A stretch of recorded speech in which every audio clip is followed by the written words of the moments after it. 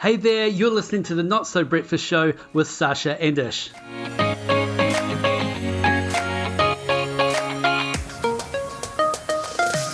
Alright, you're listening to the one that is about the war for talent. We live in a world of gig economy where people can work where they want, when they want, and how they want. So how do businesses position themselves to keep the talent that they have and attract the talent that they want? As always, there's confessions. Oh, I asked for a goldfish for my 10th birthday. Tell me that story. I think my parents were just like, wow, because I also asked for sheets. I wanted new sheets. Weird, bizarre, parallel universes. So, Sash, if people, for some reason, and I don't know why this would ever happen, but let's say coffee becomes out of style and everybody just starts going... Causes cancer, gives you COVID. There you go. Exactly. Okay. Those two things, and everyone just moves on to, I don't know, homemade raro or something. And can you find this mystery noise in our podcast today?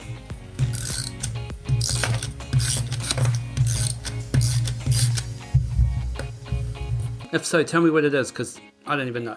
All right, that's the show. Let's get it.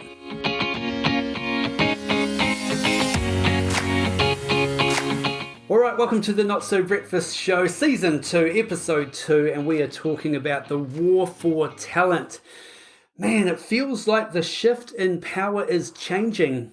For so long, it has been about the company or the employer basically having all the sway, and it feels like it's really shifting over to the employee, having a little bit more choice around who they work for and the way they want to work, because technically, you can work anywhere. Once you're online, you can work for any company, can't you, Sash? Work anywhere, do anything. It's very exciting times. Except if you lead an organisation and you're trying to keep everybody together. Yeah, definitely. Well, I even noticed this a couple of years ago. Like, we had one of our finance girls and her partner ended up getting a great job in Australia, so she decided to go over there with him. And we just kept her on because it was a role where we thought, actually, we don't even need to be here to do this role. And that was kind of like 2 years ago, maybe a little bit more, so even pre-COVID. What did he do for a job? Oh, I don't know what he did. Not sure. Was he a finance boy? Yeah, if he was, we'd probably call him a finance man, wouldn't we? A finance man? Yeah, we don't often have finance boys, but we seem to have a finance girl. I think the women's rights movement is interested to hear you talk about your finance girl. So, finance woman, finance lady.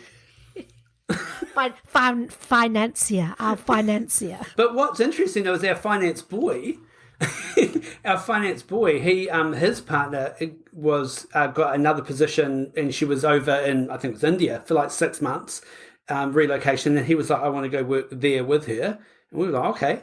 Like, just that whole choice even back then was that, but I think it's now just going to become even more of a thing because people will have the choice, and companies are kind of going to be going, well, I can recruit someone from anywhere, can't I? To do anything at any time. Sometimes people say to me, oh, where are you today? And I'm like, well, what concern of that is yours? Because, right, let's do the call. Yeah. They're like, yeah, but where are you? And I'm like, who cares? And what's crazy is that when I used to do meetings, years ago, the trick was, how do I make it look like I'm not in bed? So I'd like put on like a business suit and try and arrange behind me so it looked like I was actually sitting in a chair when I was in bed. And now with the advent of technology, I can put all these different backgrounds up. It's super cool. But the question of where you work is increasingly irrelevant. Yeah. Do you feel smarter though when you're outside of Hamilton? Oh, I am smarter when I'm outside of Hamilton. Maybe that's what you're asking. But it is a really good discussion because I think we, as people that work maybe in senior leadership in business or as business owners, we need to be rethinking our strategy when it comes to, 1, attracting talent, 2, retaining talent, and then 3, rethinking the way that we use the talent within our businesses, because it's so easy just to do it the way we've always done it, right? Someone leaves, replace them like for like. Yeah, and to think that what works for us works for everybody else, and that's not necessarily true, or to be so kind of old and stuck in our thinking that we have this sort of, but this is how it's done mentality. And I really find the most interesting part of that is around discussions about productivity. So we have this slight, not a clash in our business, but some interesting tension between those who believe work can only be done if they can physically see other people doing it. So if I can't see that you're at your desk working, how do I know you're at your desk working? And I think the great rejoinder to that is many people spend all day at their desks not working, but they're physically present at their desk, and it creates this illusion of work, right? And so I think there's some really interesting companies doing some interesting things, and sort of paradoxically, really, because I know that some of the big tech companies in San Francisco, Silicon Valley, they are so there for remote working. And yet there are others who have been very clear, and Netflix is an example of this, where they've said, as soon as it is physically safe, you are back in the office. We do our best work when we collaborate in the same room. There's something about the physical energy of being together that is different from being remote. So I think it's a really interesting time for companies to wrestle with this. And even what we've discovered at Coffee Culture is people that have been forced to work from home and have made it work have actually now identified within themselves that a mix is best for them. So they can get some really concentrated work done when they are away from the office, but if they are on their own for too long, it can be quite damaging to their psyche. I don't know, what's your experience of that? Yeah, well, I just find it really interesting what you said about the productivity at the desk, because if we're all honest and we're sitting there at the desk for 40 hours a week, it's not like you're highly productive and totally engaged and getting everything done for 40 hours. So then the danger of that also is thinking, well, if I want to work a 40-hour week, if I get 4 10-hour jobs, then that'll be my 40-hour week. But that the expectation that people will have on you for 10 hours and your productivity for 10 hours, you need to think probably a little bit more around the amount of focus that you can bring and what you're prepared to be remunerated at possibly for those 10 hours of focus. Because, I don't know, 40 hours of absolute focus and productivity, that's quite a big shift too. Crazy news. I live in Kirikiriroa, Hamilton, and right on our border is the Waipa District Council. And so they're a tiny little local body, and they have Zoom meetings during lockdown. And I don't know, have you seen this? Brilliant. This is so crazy. What's happened is when you search Zoom meeting on YouTube, the Waipa District Council comes up first. And they have had this staggering number of downloads and views because people who want to appear to be busy just run the YouTube channel of the Zoom meeting in the background, or they join the Zoom meeting but just mute it and turn their video off. And so other colleagues in their workplace, when they say, oh, I need to chat to you, they go, no, I'm in a meeting. And they point to their screen. And so there's this tiny little rural community that's gone viral worldwide. And I love that. But that's a classic, people scamming the system to try to look busy when they're not busy. So let's just destroy all these notions of traditional productivity that says I work best between 8 a.m. and 5 p.m. It's bullshit. And our modern work environments, if we want to attract and retain amazing talent, we've got to get down and dirty with what do people need to have a great work environment. And that's partly how we're going to win the war on talent.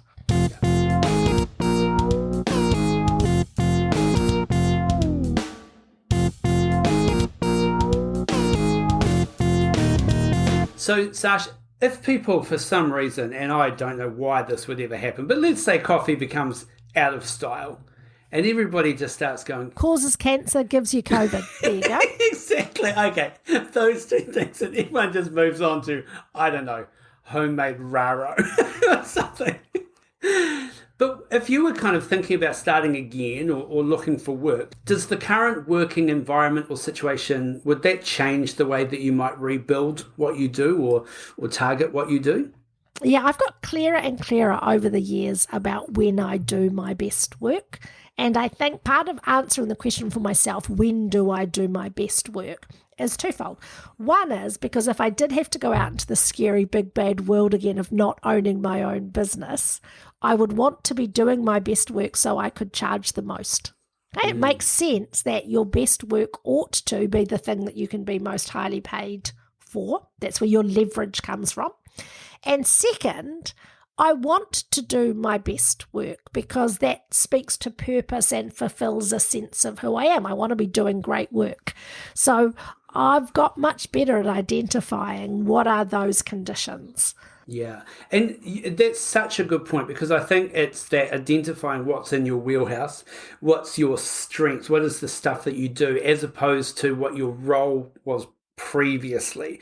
And that's really where we can bring so much value and be able to charge for our best work, when we're almost like narrowing it down a niche. I do this and I do it really well, and you should remunerate me well because I'm going to deliver for whatever business you choose to apply that in. Yeah, absolutely. Tricky though to be able to find that, because it takes bosses who say, I am willing to create an environment for you where you can thrive. And everybody needs different things, and that can be tricky. So in a team environment, you might be someone who says, I just work so well when we all just jibber jabber all day. Jibber jabber, hey, cool dad joke, funny story, let me show you this meme. Hi! And while you're doing all of that, you're also doing something that's useful. And in your team, you've got someone who just wants to say, shut up! Wow! I don't care about your dumb anecdote and your stupid joke. Shut up. And so balancing that kind of tension in a workplace, I think is really interesting as well. I mean, let me give you a couple of examples of companies. We've talked about Netflix before, the no rules rules, and interesting that he wants everyone back at work, but they also have that unlimited holiday policy where they don't have a policy that says you get 4 weeks, you get 2 weeks. They just say, if you need a holiday, have a holiday, and we really want to encourage you to have holidays, because when you are away from work, that's where you get your ideas and your creativity gets spurred. So we're not going to think badly of you if you're away for 2 months, if what you have done is outstanding work up till that point in time, right? So I love that. And I love what the guys at Patagonia do. His book is out, Let My People Go Surfing. And that's all about saying, how do we create workplaces where people are free to pursue their passions and to be the fullest human beings that they can be, and that their work supports that and plugs into it. And I think increasingly, there's a little bit of backlash against the Google kind of setup. So Google, their idea is they have all the on-site cafeterias, they have all the on-site facilities, so why would you ever want to leave? So if you're spending 18 hours a day coding, you've got all these breaks. There's a backlash to that says actually you don't want your organization to be the unifying thing in your life. Perhaps your workplace ought not to be the bedrock. Maybe your family or your activities is better for that. But even in that workplace, you get a sense of what it means to be well looked after. I've noticed a change in my perception of when I was performing at my best. So, you know me, I've always been get up early guy, and or get up early boy, while we're setting everybody's get up early gender movements back. Get up early-ish, because that's your name. Up early. What's Guy got to do with it? We work with a guy called Guy. Exactly. Get up early-ish. But I was always like, I'll get up early, that's when I'm at my most productive. But what I think I've become more aware of is I just hate sitting in traffic. So what I was doing is forcing myself to get up early to avoid the traffic. I noticed after the last lockdown, when I went back to my BAU, I didn't get up as early, and I was just using my traffic time to listen to podcasts and enjoy the travel, because that's what I chose to do.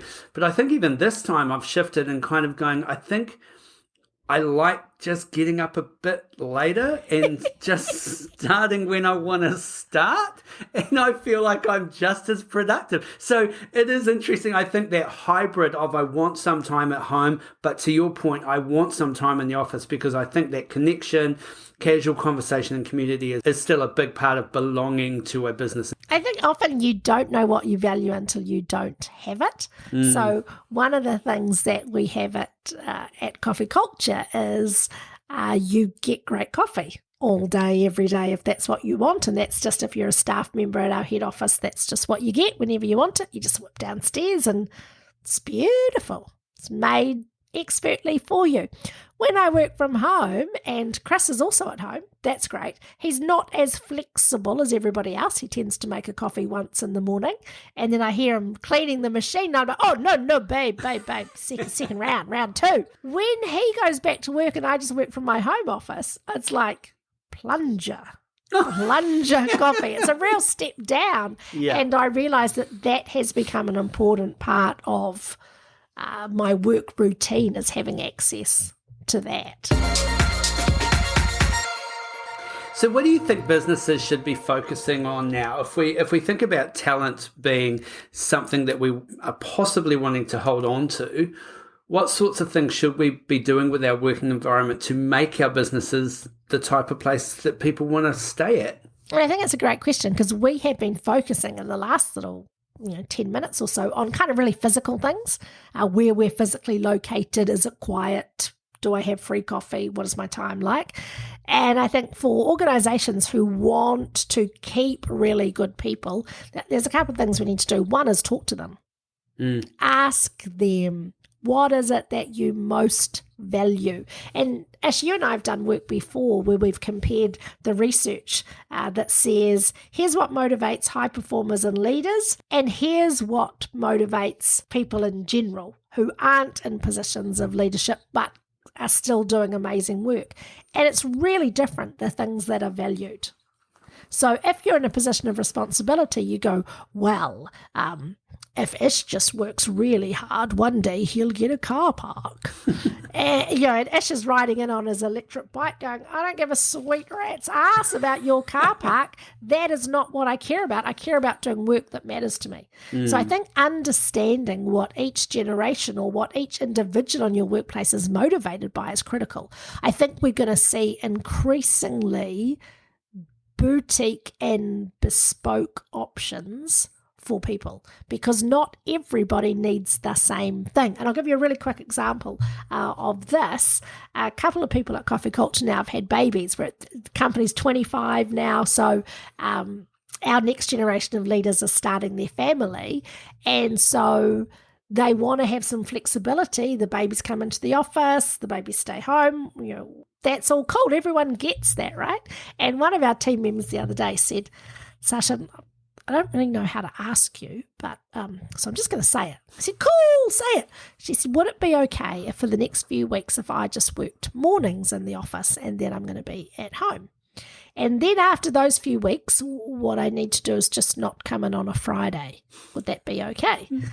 And possibly on a Wednesday as well. Could I go in the afternoon? I'm like, whoa, this is crazy. This is like, what? Yeah. I said, well, yeah, instinctively, yes, you do amazing work. I want this to be what works for you. Can I ask why? And she just got really excited. We're getting a puppy. I'm getting a puppy. And to grow the puppy to the age that it can be at home by itself, she needs to be at home with the puppy. And I'm like, if I'm going to be flexible with the baby, I mean, puppies are babies, right? They're just baby Fur babies. dogs, fur babies. But you go back even 10 years ago, and that was not a thing. That was not a thing. And I love that that's a thing. Yeah. I think it makes for better living, everyone. Well, because I've got a friend and they work in the travel insurance industry. Just sorry, is that true? Do you have a friend? This is one of my friends. Okay.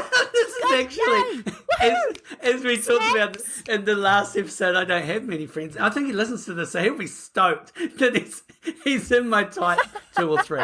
But basically, he's noticing now that a lot of people are being shoulder tapped out of travel insurance and then poached into other businesses.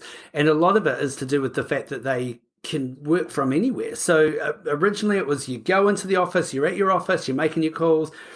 Lockdown happened, now they're working from home. They tried to get people back, but now they're working from home more than ever. So they're just selling their office space because they don't need it. But now it's like, well, I don't need to work for your office. I can actually work for any office for any company in the world. So that is quite a conundrum, to use a massive word. That, the fact that... What's the conundrum? Technically, I was only just being recruited and wanting to work for the company down the road, but now I could work for the company that's in the US or the UK or in Australia. Yeah. So he has a conundrum going, what absolutely. am I going to do here? The world is my oyster. Do you know what I reckon we're going to see? And you might want to put your friend onto this. Mm-hmm. And I can give you an example. People are just going to do multiple full-time jobs. Because I reckon you can do, if you're being paid for 40 hours, this is our point before, you probably do about 20 good hours of work.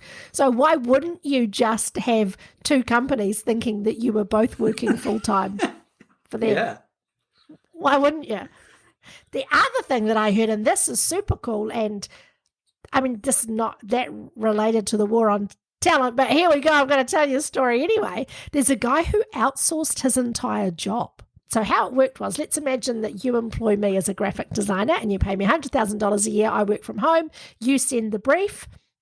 And then what I do is I just ring like some virtual guy in India, much smarter than me.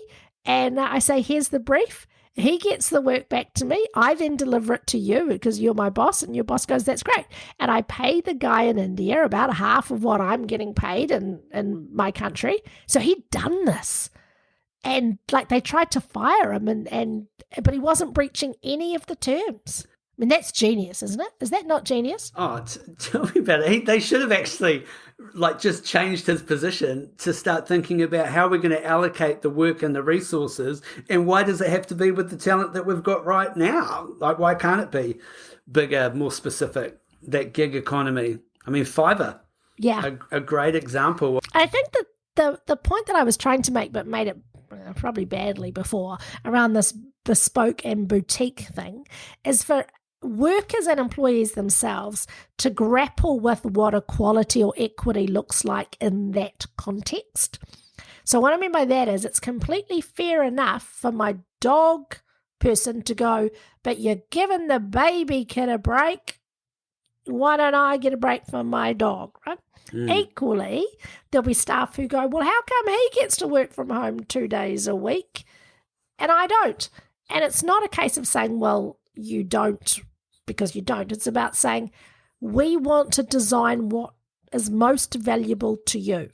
So you can't get everything on your wish list. But if the most important thing for you is that you have an office space of your own, that's great. But that might mean there's less budget for you to go and do something else. But we've given you the thing that is most important to you. So for people to understand that equity is not we all get treated the same. It's that we all get treated fairly, but we get our needs met in different ways. And I think if staff can get their head around that, that makes it super easy for employers to go, how do I give everybody what it is that they need? We'll be right back. If there was one skill that could double your income, advance your career, and increase your ability to influence, it is the skill of presenting. Whether it's on stage, in the boardroom, or at a job interview, the 30-Minute Presenter program will help take you to the next level. So check out our Instagram page, click the link in the bio, and get started on the 30-Minute Presenter program.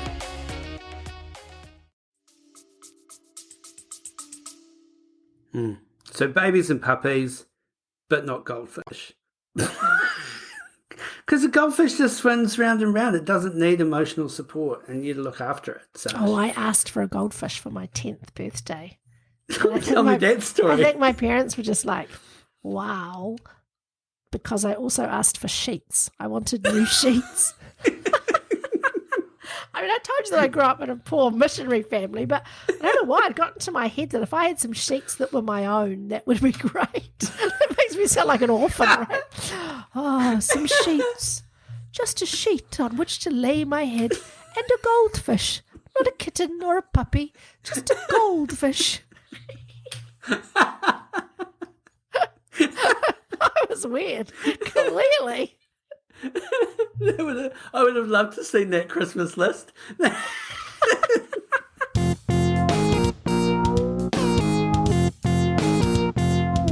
So I started out by saying, how do you create that environment? You've got to talk to people. You've got to talk to people and also create an environment where they can tell you the truth. Because so often, if you're a leader in an organization or you own a business and you go to your staff don't want to tell you what they really think because it feels like a trap. What would you like? And staff go, what are the possible answers? I mean, are we talking about a Christmas lunch or a trip to Fiji? Give them a sense of the scope or what it is that's available. And if you create the working relationship where people can tell you what it is that they want without fear of retribution or punishment, then that's a really important step as well. And for us as employees, we've got to just turn on that self-awareness. What do we like? What do we want? What is it that makes us happy? Because otherwise we end up saying we want a coffee machine, and then we get the coffee machine, and the business is paying for the coffee, and we're still going out for coffee at the coffee place down the road because it was nothing to do with the machine. It wasn't the coffee, or maybe that the coffee's crap from the coffee machine, but it's also about the experience of getting out of the building, that's saying hello to the barista and saying hi Luigi and getting what else that goes with it. And we often don't realise that until we get really deliberate about it. One of the questions you asked at the start is how do we attract great talent to our organisations? And I reckon one of the mistakes that business owners make is they go, we need a recruitment video or we need a really flash website. What you need is a great work culture, because anyone that visits your organisation or interacts with you will sense that straight away. They'll go, that's a team that I want to be a part of. Look at the way they care for each other, or look at the way they have laughs during the day, or see how they interact. So think about building your magnet of attraction, and then you can think about how do you tell that story and how do you use social media to let people know. But if you start from the outward-facing piece first, it won't work, because what you promise won't be delivered once people turn up to work. So you might attract them, but you certainly won't retain them. Yeah, and there'd be certain brands and companies that you just go, I bet you that would be a great place to work. Like there's something about their brand and just the way that they operate that you think that's where I would want to work. And then when the position comes up, it's almost like they just have a backlog of people that just go, I'm ready, I want to go, I want to come and work for you, as opposed to, right, we're recruiting and you end up hiring the best person who applied out of desperation, as opposed to the right person for the role who really wanted to work for you because they see you as a great employer. Absolutely. One of the things that I like to do in interviews with anybody that's prospectively coming to work at Coffee Culture is I just really be myself. Wow. And that's risky, right? Yeah, that's high risk strategy. How do you get anyone to work it's with coming you? late. Here aren't done. Oh, no. Okay, so now I feel personally attacked. How did that turn into? Okay. Oh, right. I thought that's what we do. Bear witness, you say team. something Bear and we kind of witness to we ish. kind of hassle Okay. each other. That's kind of our thing. Yeah. That's what the show is based Okay. on. To be fair, I'm ready to take it because I've been dishing it out to you, girl, boy, today. Tell me again about how late I am.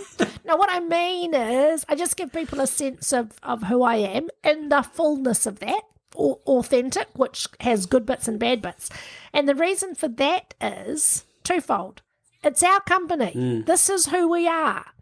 And second of all, even if it wasn't our company and I was just working in it, this is who I am, and I lead this team. Now, I can have some flex to reflect the needs of my people, but if instinctively on the first meeting with me, you go, oh, I'm not so sure about her, don't come and work for me, because I'm too old to not just be me in the fullness of who that is every day. Yeah. And I want to help grow and develop people, but if they end up coming working, oh, she's a bit much, good, go and work for someone who is not a bit much, who is half of that. If half is what you're after, chase that, man. I'm not doing half anything. You want to invest training in people that are great, not trying to invest training to fix people that you hired that weren't. Oh, yeah, so much that. So much that. Think of it like that Pussycat Dolls song, right? Don't you wish your girlfriend was hot like me? When you, if you know the sequence of that song, and I don't expect that you do, but it says, don't you wish your girlfriend was hot like me, a freak like me, raw like me, and fun like me. And I was thinking about that. I thought that's actually, if I look at workplaces that I really love, that sums it up really well. Like, not hot in temperature, although I do like to be warm, but like hot in terms of now and happening and something's going on and it's busy and there's a vibe and we're doing stuff and we're creating something that matters and that counts. And freaky, it's a little bit edgy. It's not just straight. I mean, I lasted no time in the law firm, right?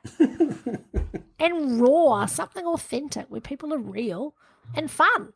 Well, that's cool. Don't you wish your workplace was like that? And for me, I do. And so my challenge as an employer is, how do you create that? And if you are a worker bee going, I don't love where I am, know that there are places out there that want to value you, that want to create environments for you to thrive, and be brave about pursuing those. But also have the courtesy and the courage to talk to your existing place. If you like it, but see if you can address the but. Have a conversation that says, I love the work I do here, but, and, who knows, maybe your boss will be open-minded enough to consider some new ways of working. Maybe send them the link to this podcast and say, there's just a little something I want you to listen to on the way home. And if not, just buy a puppy and listen to the Pussycat Dolls.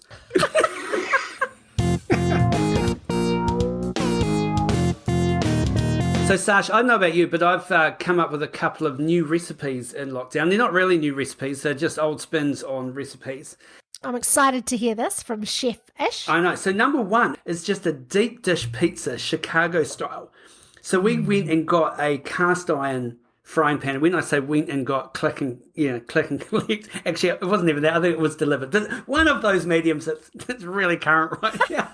All the cool kids were doing it. And we were like, let's get online, man. You're so hip. No one goes in their car. Exactly. So get this cast iron frying pan and then just did like this traditional bread base for the pizza and then just packed it full of veggies and cheese and tomato base and then did it on the barbecue. And it was amazing. Like, it was so good. That sounds so good. Did it have fish? No, it didn't have fish.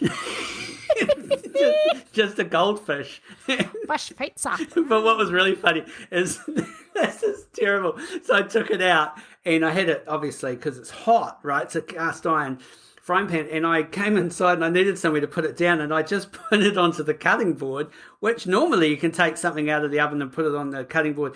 Not this one. It like melted it in about 30 seconds. So then I'm picking up the hot frying pan and then I'm like bashing off the cutting board. And then I realized that it's all stuck and melted to the bottom. So I flick out the pizza, run the frying pan outside, and then I'm like chipping the plastic off the back. But anyway, it was still amazing. Sounds incredible. I have taken to having, a fish fend. It's a really traditional, well, not traditional, it's sort of a high-end Japanese dish, and it takes an awful lot of time. You go and buy fish, and then when you get home, you cut it up, and then you eat it. Wow. So I can highly recommend sashimi. No cooking required at all. Just buy and eat. Cut. Click, collect, chop. Chow. Yum. Brilliant. Oh, actually, last question. Have you still got the sheets? Did you get the sheets? Oh, when I was a child, I did indeed get some pink sheets, and they matched my Laura Ashley wallpaper, and I lived happily ever after. It does mean, too, that when my kids ask for things for Christmas, I'm like, you don't know you're alive. I had to ask for sheets when I was a child.